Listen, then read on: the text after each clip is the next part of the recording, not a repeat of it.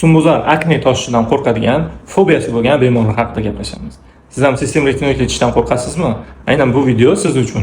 Bemorimiz 2,5 yil davomida sistem retinoidlarni vrach tavsiyasisiz qabul qilib yurganlar. Ya'ni husnbuzar chiqishidan qo'rqib shu dorilarni qabul qilib yurganlar. Ko'pchilik bemorlar bizda sistem retinoid qabul qilishingiz kerak, sizda og'riq darajasi, sizda chandiq dog' qilyapti desak, qo'rqishadi.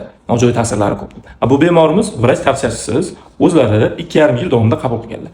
Hozir analizda topshirtirdik va analizlar natijasini ko'ramiz. Ko'pchilik sistem retinoidni qabul qilayotgan bemorlar jigarga ta'sir qiladi, jigari yemiradi deb qo'rqishadi. Mana 2,5 yil davomida qabul qilganlar. Jigar fermentlari ALTSda 25-22 norma chegarasida turibdi. Dorini hozir ham ichib o'tiradi bemor. Ko'tarilmagan bilirubin ko'rsatkichlarimiz hammasi normada. Mochevina kreatinin bular ham norma chegarasida turibdi. Agar sistem retinoidlar vrach nazoratida kerakli analizlarni topshirib va kerakli dozada ichilsa, yaxshi natija beradi. Endi bu bemorimiz 2,5 yil davomida kichik dozada ichganlar.